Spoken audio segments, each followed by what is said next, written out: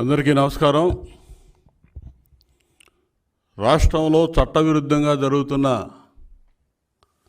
ఇసుక తవ్వకాలను అడ్డుకోవాలని చెప్పి సుప్రీంకోర్టులో పిటిషన్ ఫైల్ చేస్తే దాని మీద విచారణ జరిపిన సుప్రీంకోర్టు వెంటనే అక్రమ తవ్వకాలు నిలిపివేయాలి, ప్రతి జిల్లాలో కలెక్టరు, పోలీసులు, వివిధ విభాగాల అధికారులతో కమిటీ ఏర్పాటు చేసి ఈ అక్రమ ఇసుక తవ్వకాలు ఆపివేయాలని చెప్పి ఆ కమిటీ పర్యవేక్షణలో ఇవన్నీ కూడా విచారణ చేపట్టాలని ఆదేశించడం ఆహ్వానించదగ్గ పరిణామం. ఈ కమిటీలో అధికారులు కూడా రాష్ట్ర ప్రభుత్వం ఆధీనంలో కాకుండా, రాష్ట్ర ప్రభుత్వ అధికారులుగా కాకుండా సుప్రీంకోర్టు నియమించిన అధికారులా వ్యవహరించాలని చెప్పి ఆదేశాలు ఇవ్వటం అనేది ప్రభుత్వం సిగ్గుపడాల్సిన అంశం, సిగ్గుతో తలదించుకోవాల్సిన అంశం. ఈరోజు ప్రభుత్వం అంటే ఆపద్ధర్మ ప్రభుత్వం ఉంది. అధికారులుగా సిఎస్ కానీ ఇతర కలెక్టర్లు కానీ వీళ్ళందరూ కూడా సిగ్గుపడాలి ఈ అంశంలో. 2023 మార్చిలోనే ఎన్జిటి రాష్ట్రంలో ఇసుక అక్రమ తవ్వకాలు ఆపాలని చెప్పి ఆర్డర్స్ ఇచ్చింది. అదేవిధంగా ఎటువంటి అనుమతులు లేకుండా ఇక్కడ జరుగుతూ ఉన్నాయి అక్రమ తవ్వకాలు, వీటి మీద విచారణ జరపండి అంటే విచారణ జరిపి ఇచ్చినటువంటి ఆదేశాలు అమలు చేయకుండా ఈ రాష్ట్రంలో ఉన్నటువంటి కలెక్టర్లు కూడా 22 జిల్లాల కలెక్టర్లు ఒకే విధమైనటువంటి నివేదికలు ఇచ్చి కోర్టును కూడా మభ్యపెట్టారు. అక్రమ తవ్వకాలు ఏమీ జరగట్లేదని యూనిఫామ్గా ఒకే నివేదికలు సమర్పించారు. అవన్నీ కూడా కోర్టు పరిశీలన చేయడం జరిగింది. దాదాపు మార్చి 23లో వీళ్ళ పర్మిషన్లు అయిపోతే ఆ కోర్టు ఆర్డర్స్ ఇస్తే మొన్న మార్చి వరకు ఎటువంటి అనుమతులు, పర్యావరణ అనుమతులు కానీ ఇతరత్ర అనుమతులు కానీ ఎటువంటి అనుమతులు లేకుండా యథేచ్ఛగా అక్రమంగా ఇసుక తవ్వకాలు జరిపించారు. దీనికి ఏం సమాధానం చెప్తారు ఈ ప్రభుత్వం? మేము మొత్తుకుంటా ఉన్నాం. చంద్రబాబు నాయుడు గారు 2023లో 40,000 కోట్లు జగన్మోహన్ రెడ్డి కనుసన్నల్లో అక్రమ ఇసుక మైనింగ్ జరిగింది. ఈ రాష్ట్రంలో ఎవడెవడు కారకులు, ఏ డిపార్ట్మెంట్స్ ఏ విధంగా సహకరించినాయో, డిఎంజీ వెంకటరెడ్డి వీటన్నిటికీ పాత్రధారిగా సూత్రధారిగా ఉండి ఏ విధంగా 1000 కోట్లు కొల్లగొట్టి వీళ్ళకి సంపాదించి పెడతా ఉన్నాడో, ఇందులో మైనింగ్ ఫారెస్ట్ మినిస్టర్గా ఉన్నటువంటి పెద్దిరెడ్డి రామచంద్రారెడ్డి ఏ విధంగా దోపిడీ చేస్తూ ఉన్నాడో మొత్తం కూడా మేము సాక్ష్యాధారాలతో సహా గతంలోనే నిరూపణ చేశాం. వీటన్నిటినీ కూడా అసలు లెక్క చేయకుండా ఎన్జిటి నేషనల్ గ్రీన్ ట్రిబ్యునల్ ఆదేశాలు లెక్క చేయలేదు, సుప్రీంకోర్టు అంటే లెక్కలేదు, అసలు వ్యవస్థలంటే లెక్కలేదు. వీళ్ళ ఇష్టానుసారం అక్రమంగా ఇసుక తవ్వకాలు సాగిస్తూనే ఉన్నారు యథేచ్ఛగా. నిన్న ఆర్డర్స్ ఇచ్చింది, ఇప్పుడు కూడా రాష్ట్రంలో యథేచ్ఛగా జరుగుతూ ఉన్నాయి. ఇవాళ ఏం చెప్పాలి? సుప్రీంకోర్టు అడిగినప్పుడు మేము కేసులు ఫైల్ చేశామని చెప్పారు. ఎవరి మీద పెట్టారు కేసులు? ఏ కంపెనీ మీద పెట్టారు చెప్పాలి. డిఎంజీ చెప్పాలి సమాధానం. ఏ కంపెనీల మీద పెట్టాడో, ఎవరి మీద పెట్టారో. ఎంఓఎఫ్సిసి అక్రమ తవ్వకాలు భారీ యంత్రాల సహాయంతో చేస్తూ ఉన్నారని చెప్పి రిపోర్ట్ సబ్మిట్ చేసింది. ఎటువంటి పర్మిషన్ లేకుండా వీళ్ళు చేస్తూ ఉన్నారని చెప్పి 2024 ఫిబ్రవరిలో మినిస్ట్రీ ఆఫ్ ఎన్విరాన్మెంటల్ ఫారెస్ట్ వీళ్ళు చెప్తే దాని మీద ఇంతవరకు చర్యలు లేవు. అసలు ఏం చెప్పినా సరే దున్నపోతు మీద వర్షం పడ్డ చందాన్ని వ్యవహరిస్తూ ఉన్నారు. అసలు చర్యలనే నిల్లు.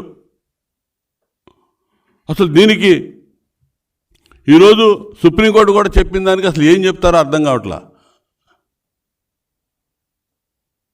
ఇప్పుడు వీళ్ళ పర్యవేక్షణ, రాష్ట్ర ప్రభుత్వ పర్యవేక్షణ లేకుండా సుప్రీంకోర్టు పర్యవేక్షణలో జరపాలి రేపటి నుంచి. కలెక్టర్లు చూస్తేనే 22 మంది కలెక్టర్లు ఒకే రకంగా ఏ అక్రమ తవ్వకాలు జరగట్లేదని రిపోర్ట్లు ఇచ్చారు. ఇవన్నీ రేపు 10 రోజుల తర్వాత 20 రోజుల తర్వాత ప్రభుత్వం మారుతుంది, మేము అధికారంలోకి వస్తాం. ఈ అధికారులందరూ సమాధానం చెప్పాలి, వచ్చి నిలబడాలి, బోనెక్కాలి, జైలుకు పోవాలి. ఉచిత ఇసుక పాలసీ పెట్టి ప్రజలకి బ్రహ్మాండమైన మేలు చేకూరిస్తే దాని మీద అక్రమాలు జరిగినాయని చెప్పి చంద్రబాబు నాయుడు గారి మీద కేసు పెట్టింది ప్రభుత్వం, సిగ్గు లేకుండా జగన్మోహన్ రెడ్డి ప్రభుత్వం. ఇదే డిఎంజీ, ఇదే కృష్ణా నదిలో, గోదావరి నదిలో అక్రమ ఇసుక తవ్వకాలు జరుగుతూ ఉన్నాయంటే ఏమీ జరగట్లేదని చెప్పి సుప్రీంకోర్టులో అఫిడవిట్ ఫైల్ చేసి క్లీన్ చిట్ తీసుకొని వచ్చి గతంలో కూడా ఏమీ జరగలేదని చెప్పారు. అప్ స్ట్రీమ్లో జరిగినాయి అంటే ఏమీ జరగలేదని చెప్పి అఫిడవిట్ ఫైల్ చేసి ఇక్కడికి వచ్చి చంద్రబాబు నాయుడు గారి మీద కేసు పెట్టారు. కోర్టులో చెప్పారు ఏ అవకతవకలు జరగలేదని, చంద్రబాబు నాయుడు గారు ఫ్రీ స్టాండ్ పాలసీలో అక్రమాలు అవకతవకలు జరిగాయని చెప్పి కేసు పెట్టారు. వీటన్నిటికీ రేపు సమాధానం చెప్పాలి. అధికారం పోగానే ఈ వెంకటరెడ్డి అనేవాడు ఇక్కడి నుంచి పారిపోవచ్చు అనుకుంటున్నాడు, ఎక్కడికి పారిపోలేడు. తీసుకొచ్చి నిలబెడతాం, ఇక్కడ మొత్తం కక్కిస్తాం. వీళ్ళు ఎవడైతే జేపీ వెంచర్స్ కానీ, జీసీకేసీ కానీ, ప్రతిమ కంపెనీలు కానీ, ఎటువంటి మైనింగ్లో ఏ అనుభవం లేనటువంటి వీళ్ళ బినామీ కంపెనీలను అడ్డం పెట్టి వేల కోట్ల రూపాయలు తాడేపల్లి ప్యాలెస్కి కట్టబెట్టారో ఈ కంపెనీలు సమాధానం చెప్పాలి, ఈ వెంకటరెడ్డి సమాధానం చెప్పాలి. టోటల్గా వీళ్ళని నడిపించినటువంటి జగన్మోహన్ రెడ్డి దీనికి బాధ్యత వహించాలి. ఇవాళ గవర్నమెంట్ కాంట్రాక్ట్ ఇచ్చినటువంటి జేపీ వెంచర్స్, ఈ జేపీ వెంచర్స్కి ఇవ్వడం వల్ల ఎప్పుడూ లేని విధంగా 1500 కోట్లు ప్రభుత్వానికి వస్తుందని చెప్పారు. మళ్ళీ వీళ్ళే జగనన్న కాలనీలని, నాడు నేడు స్కూల్స్ అని చెప్పి 1000 కోట్ల రూపాయలు అదే కంపెనీకి చెల్లించి మళ్ళా రిటర్న్ వీళ్ళే తీసుకున్నారు, వీళ్ళే డ్రా చేసుకున్నారు. వాడి దగ్గర నుంచి దోచుకున్నారు. బినామీ కంపెనీలను పెట్టి 1500 కోట్ల ఆదాయం వస్తుందని చెప్పి ₹1 ఆదాయం రాకుండా వాడికే కాంట్రాక్ట్ ఇచ్చి జగనన్న ఇళ్ళు అని చెప్పి, నాడు నేడు స్కూల్స్కి అని చెప్పి 1000 కోట్లు తిరిగి వాడికి చెల్లించి వాటిని మళ్ళీ వీళ్ళు రీపే చేసుకున్నటువంటి పరిస్థితులు, అడ్డగోలుగా దోపిడీ చేసిన విధానం ఈ రాష్ట్రంలో చూసాం. వీళ్ళు రేపు ఏం చేయబోతా ఉన్నారో తెలీదు.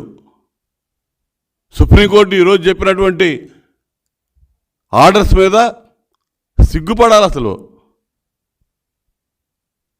అసలు ఎన్నిసార్లు మొట్టికాయలు వేసినాయి. హైకోర్టు చెప్పింది, ఎన్జీటీ చెప్పింది, ఇవాళ సుప్రీంకోర్టు రెండోసారి మాట్లాడటం చాలా తీవ్రంగా జరిగింది. నిన్న ఆక్షేపణ చేసింది. నిన్న అసలు ఎవడు బాధ్యత వహిస్తాడు? వీటన్నిటికీ సమాధానం ఎవడు చెప్పాలి?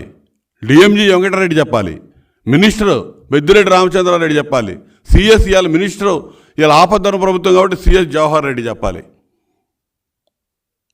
ముఖ్యమంత్రికి తాబేదారుగా పనిచేస్తున్నటువంటి ధనంజయ రెడ్డి చెప్పాలి. వీళ్ళందరూ ఈ దోపిడీలో పాత్రదారులు, సూత్రధారులు. దోచి పెట్టడంలో, జగన్మోహన్ రెడ్డి ప్యాలెస్కి చేరవేయడంలో డబ్బులు వీళ్ళందరూ ప్రధాన పాత్ర పోషించారు. వీళ్ళందరూ కూడా రేపు సమాధానం చెప్పాల్సిన అవసరం ఉంది. నిన్నటికి నిన్న సుప్రీంకోర్టులో అంత సీరియస్ ఆర్గ్యుమెంట్స్ జరిగి, అంత సీరియస్ కామెంట్స్, ఆ జడ్జిమెంట్ వచ్చినా కూడా ఈరోజు కూడా జరుగుతూ ఉన్నాయి. ఈరోజు కూడా డ్రెడ్జింగ్లు పెట్టి ఇలా ధవళేశ్వరం దగ్గర అసలుకి బ్యాన్ ఉంది శాండ్ రీచ్. అటువంటిది ఈరోజు ఉదయం 10:54కి డ్రెడ్జర్లు పెట్టి కొడతా ఉన్నారు. ఈరోజు ఉదయం డ్రెడ్జింగ్ చేస్తూ ఉన్నారు. ఈరోజు ఉదయం ఎవడన్నా బుద్ధినోడు ఎవడన్నా చేస్తాడా? అధికారులు ఏం చోద్యం చూస్తూ ఉన్నారా? సర్వోన్నత న్యాయస్థానం సుప్రీంకోర్టు ఆ విధంగా కామెంట్స్ చేసి జడ్జిమెంట్ పాస్ చేసినా కూడా ఈ అధికారులు ఈ విధంగా లెక్కలేనితనంగా మేనమేషాలు లెక్కిస్తూ ఉన్నారంటే వీళ్ళు ఏం చేయాలి? గతంలో అమరావతిలో తీసినటువంటి దాదాపు 4 మీటర్ల లోతుని తవ్వేశారు. అడ్డగోలు దోపిడీ, అడ్డగోలు తవ్వకాలు. ఇవన్నీ కూడా రేపు సమాధానం చెప్పాలి. వీళ్ళందరూ పారిపోవచ్చు అనుకుంటున్నారు, సర్దేస్తూ ఉన్నారు. ఎక్కడికి సర్దినా కూడా మొత్తాన్ని పట్టుకొచ్చి జవాబుదారీతనం ఫిక్స్ చేసి ఆ వెంకటరెడ్డి అనేవాడు ఏ విధంగా సంపాదించాడో, ఎక్కడెక్కడ ఎవడెవడిని బెదిరించాడో, ఏ అధికారులు మొత్తం కూడా వాంగ్మూలాలు ఉన్నాయి. అన్ని పూర్తి ఆధారాలు మా దగ్గర ఉన్నాయి. అవన్నీ కూడా రెడీగా ఉన్నారు. వెంకటరెడ్డి సమాధానం చెప్తాడా, వెంకటరెడ్డి జైలుకు పోతాడా, అతనితో పాటు అప్రూవర్గా మరి మిగతా వాళ్ళ మీద చెప్పి వాళ్ళని జైలుకు పంపుతాడా? దీనిలో జగన్మోహన్ రెడ్డి పాత్ర ఏంటి? జగన్మోహన్ రెడ్డే ప్రధాన పాత్రధారి, సూత్రధారి. వీటన్నిటికి కూడా ఖచ్చితంగా మూల్యం చెల్లించుకునే రోజులు దగ్గరలో ఉన్నాయని చెప్పి తెలియజేస్తూ, ఇప్పటికైనా సుప్రీంకోర్టు మార్గదర్శకాలు గైడ్ లైన్స్ ప్రకారం ఇమ్మీడియట్గా కమిటీలు ఏర్పాటు చేసి, ఇప్పుడు ఇక ముందు జరిగే కాదు, ఇప్పటి వరకు జరిగిన వాటి మీద ఎవడు దోపిడీ చేశాడు, దాన్ని ఏ విధంగా రికవరీ చేయాలి, దానికి చర్యలకు ఉపక్రమించమని చెప్పి నేను డిమాండ్ చేస్తా ఉన్నాను. ఆ విధంగా చెయ్యకపోతే, ఆ విధంగా సహకరించకపోతే ఆ అధికారులందరూ కూడా కోర్టే చెప్పింది, కోర్టు ధిక్కరణ కింద చర్యలు తీసుకుంటామని. కోర్టు ఒకవైపు కోర్టు ధిక్కరణ చర్యలు తీసుకుంటుంది. రేపు మారే తెలుగుదేశం ప్రభుత్వం ఖచ్చితంగా దీని మీద వీళ్ళందరినీ కూడా జైలు ఊచలు లెక్క ఇచ్చే వరకు కూడా నిద్రపోమని చెప్పి మాత్రం తెలియజేస్తా ఉన్నా. ఎందుకంటే ఎటువంటి అక్రమాలు, అవినీతి లేకుండా ప్రజలకి ఉచిత ఇసుక సప్లై చేసిన దానికి చంద్రబాబు నాయుడు గారి మీద అడ్డగోలుగా కేసులు పెట్టినటువంటి ఈ ప్రభుత్వం, ఈ అధికారులు, ఈ జగన్మోహన్ రెడ్డి, ఈ మైనింగ్ మంత్రి ఈవిడ వెంకటరెడ్డి ఒక్కొక్కడి తాట తీసిందాకా వదిలిపెట్టమని చెప్పి నేను హెచ్చరిస్తా ఉన్నా.